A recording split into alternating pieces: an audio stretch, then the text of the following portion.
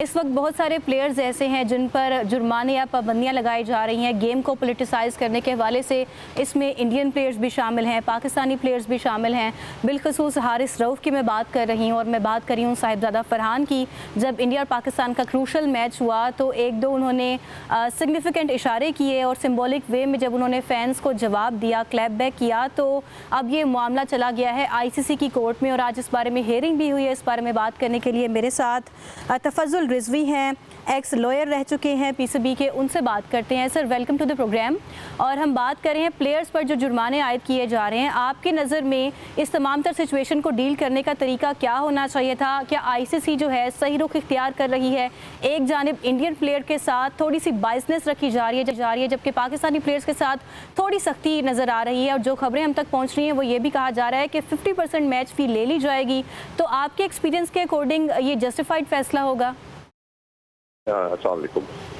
पहली तो बात ये है कि ये जो बाइसनेस वाली बात है ये तो हमेशा हम फेस करते ही आए हैं सारा कुछ। बट अभी कुछ भी कमेंट करने से पहले हमें डिसीजन के लिए वेट करना पड़ेगा कि मैच रेफरी की वही ICC कोड ऑफ कंडक्ट के तहत ये हेयरिंग हो रही है। और इस हेयरिंग में जो मुझे मालूम हुआ है कि उन्होंने जो कंप्लेंट की है वो हमारे खिलाफ जो कंप्लेंट फाइल हुई है वो bringing the game into dispute के ऊपर उन्होंने किया है।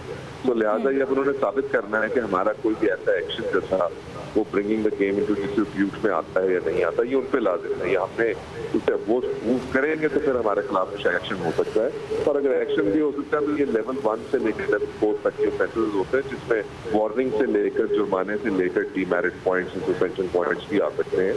तो ये भी देखना पड़ेगा कि फैसला क्या आता है, फैसले की रीजनिंग क्या आती है। बट ये जरूर है कि एक चीज़ बहुत अच्छी हुई कि PCB ने इसको बहुत एग्रेसिवली इसको डील किया, प्लेयर्स को अपने प्रिपेयर करके, और जो वहाँ हेयरिंग के दौरान भी प्लेयर्स ने जो जवाब दिए वो बड़े अच्छे वेल प्रिपेयर्ड थे, जो कि एक बड़ा अच्छा खुश आइन है इस हालात में।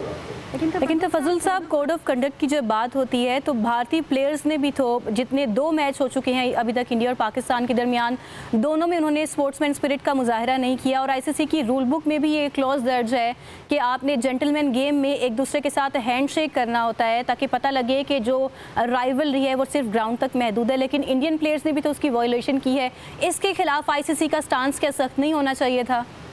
बिल्कुल होना चाहिए था। आपने बड़ी अच्छी बात की क्योंकि क्रिकेट में देखें, लॉज ऑफ क्रिकेट से पढ़ के एक स्पिरिट ऑफ द क्रिकेट भी है जिसको बड़ा वाज़ेह तौर पर कोड ऑफ कंडक्ट लिखा भी हुआ है।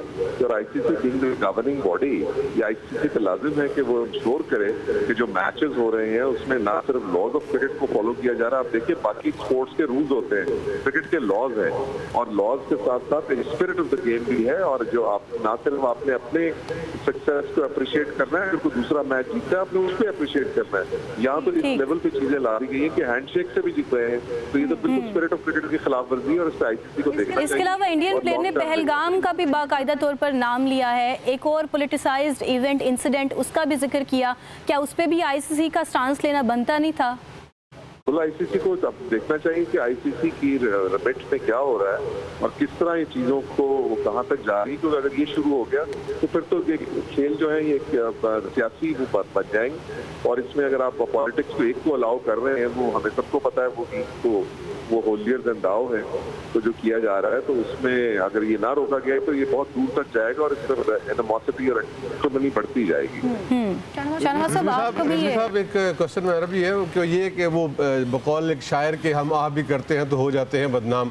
हालांकि अगर इसको प्रेसिडेंट वाइज देखा जाए तो फिर पहल तो उन्होंने की है ना, इंडिया ने किया है, सूर्य कुमार यादव ने किया है हैंडशेक ना करके, नंबर 1। और फिर उसके बाद पब्लिकली और ऑन कैमरा आके मतलब कि इतने बड़े इंसिडेंट को पॉलिटिसाइज किया, पूरी हाईजैक किया पूरी गेम को, और सारी दुनिया ने उसको देखा भी सुना भी।